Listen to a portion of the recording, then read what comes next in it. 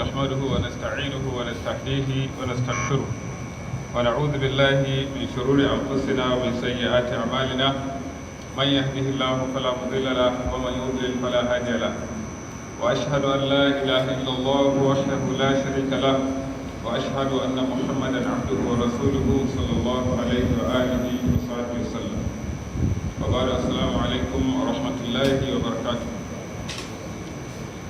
muna godiya ga Allah tabaraka wa ta'ala mai rahama mai jinkai wanda ya albarkace mu da rayuwa da imani da kuma bauta masa gwargwadon hali. Muna roƙon sa tabaraka wa ta'ala idan duk muka yi daidai Allah ya karbi ibadar mu kuma idan nuka mana lada. Idan muka yi kuskure Allah tabaraka wa ta'ala ya yafe mana, Allah ya mana gafara, Allah madaukin sarki ya sanya mu aljanna.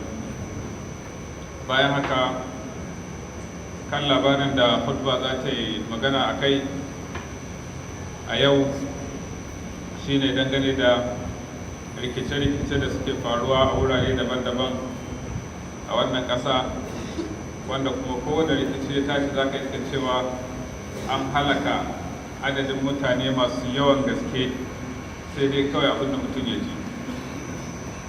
Musamman kuma rikicin baya-bayan nan wanda ya faru a Kaduna, kasuwar magani, wanda wasu waɗanda suke da kai tsaye yan uwa na jini ta wannan ɓangaren sun samu labari ko kuma sun gani kuma sun yi rashi na kai tsaye.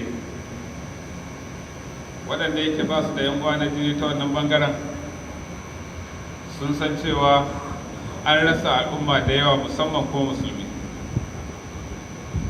Sa'an nan masu karantawa da sauraro sun karanta a jaridu da kuma gidajen talabijin an gani akan wato irin hasarar da aka yi irin wannan wuri. Ba gama akan matsalar da ke faruwa a Plateau na tarbiyyar jama'a wanda ba su je wasu gani ba, a halaka su a kashe su saboda kawai su 'yan ƙabila kaza ne ko kuma masu addini kaza ne, wanda wannan har ya kawo kan ɗaya daga cikin manya-manyan ƙasar nan wanda mun yi magana a kai ɗaya daga cikin hudubobin da suka gabata, ma'ana General Idris Alkali, wanda gidajen watsa labaru tun daga talabishin har gidajen jaridu sun nuna akwai wasu mutane waɗanda yake ana neman su, an baza hotunan su da sunayensu, ana neman su akan tuhumar wannan aika. Muna roƙon Allah madaukakin sarki ya sanya a kama su. Allah tabaraka wa ta'ala kuma ya bada ikon a ɗauki matakin da ya dace a kansu, saboda daga cikin manya-manyan dalilan da ke sanya ire-iren waɗannan matsalolin sun ƙi ci sun ƙi cinyewa, akwai zancen cewa mutum ya san cewa zai je yi ta'adi, sa'an nan an gane shi kuma babu abin da za a yi. Wannan shi ne daga cikin manya-manyan dalilan da ya sanya kuma shugabannin wannan ɓangare inda ake wannan rikicin ba a kama su da laifin abin da ya faru, domin ba abin da zai faru irin wannan nan ta'addanci face da sanin jagorori na waɗannan jama'a. Nan muka ambata cewa a jarida an buga Daily Trust, wanda a can harkar Plateau din general din da ya wakilci general Buratai a jana'izar da aka yi masu sojoji guda uku da aka kashe a barikin ladi, ya ce a bayyana take cewa wato akwai wasu shugabanni ko wasu manya waɗanda suke amfani da matasa waɗanda yake ba su da saiti, suna haddasa mummunan ta'adi a wannan ɓangaren. Kaga wannan kuma sai muka haɗa shi da zancen da ɗan majalisar wakilai Ahmad Idris Wase a farfajiyar majalisa na ambatan wasu manya ko kuma ishara akan wasu manya waɗanda suka ɗauki ɗawainiyar training din wasu mutane domin su zo su yi bala'i su su kashe mutane a irin wannan ɓangarorin. Duka waɗannan kun ga abubuwa ne waɗanda yake ga sunan a bayyane. To idan aka gane ire-iren waɗannan mutanen aka ɗauki hukuncin da ya dace a kansu, to waɗanda ba su kai matsayinsu ba za su shiga taitayinsu. Sannan wasu a wasu wuraren da suke so su ma su irin wannan abu, su ma za su shiga taitayinsu su san cewa wato in sun yi ba za a bar su. Allah madaukin sarki ya bai wa gwamnan Kaduna iko kamar yadda ya bayani. Akwai bidiyo da ya yawo na cewa suna da labarin wasu mutane jagororin wasu addinai suna daukan hotuna suna kaiwa cewa duba-duban cutuna an rubuza an kona domin a basu daloli daga waje. To idan suka bari irin wannan abun ya tsaya, to kaga wannan dalolin ba za su so ba. Sa'an nan yake cewa bai yiwa ya zama cewa kana dan Najeriya a ce sai wata kabila ce ita kadai ko mabiya wani addini su kadai su ne za su zauna a wani wuri bangare, sai lokacin da waɗannan mutane suka fahimci cewa kowane ɗan Najeriya yana da haƙƙi ya zauna inda yake so a cikin ƙasar nan, to a lokacin nan ne za a samu zaman lafiya.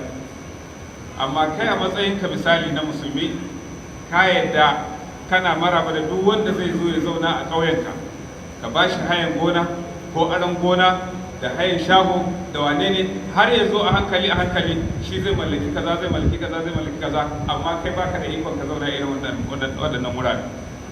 Kun ga ba a nemi zaman lafiya ba. Alhali kuma abin da ƙasar ta tsara a yi kenan, ma'ana kowa yana da 'yancin yin harkokinsa waɗanda yake doka ta yarda da su a kowane ɓangare na ƙasa. To irin wannan matsalolin matukan bai zama cewa an tsaya an masu duba na kwarai ba, aka ɗauki matakin da ya dace akan waɗanda suka yi ta'addanci ba, to matsala ba ta ƙare ba a wannan ƙasa. Shi ya sanya akwai aiki gagarumi ga shugabanni, musamman sarakuna na gargajiya na kowane ɓangarora, su tabbatar da cewa suna mutanen su saiti kuma ba sa goyon bayansu akan su yi ta'addanci akan kabilar wani ko kuma masu mabiya addinai. Sannan su kansu mabiya addinan da yawa za ka iska cewa su ne masu rura irin wannan wuta. Mutum ya je ya tasa mabiyansa gaba, ya faɗa masu abin da ya ga dama, ya faɗi ƙarya, ya faɗi gaskiya, ya caja su, saboda haka nan a shirye suke ɗan abu kaɗan da zai faru sai kai mamaki irin dimmin asarar da za a yi, saboda dama a shirye ake jira ake kawai wani ɗan gaba ta zo a yi ta'adin da ake so a yi. To gaskiyar al'amari, ƙasa mai tsari da hukuma da jami'an tsaro irin wannan ba ta gudana ta irin haka, sai lokacin da kowa ya yarda cewa kowa yana da haƙƙi na matsayinsa na ɗan ƙasa, ya zauna inda ya ga dama, ya yi harkokinsa na halas a inda ya ga dama, to a lokacin nan ne za a samu kwanciyar hankali da zaman lafiya.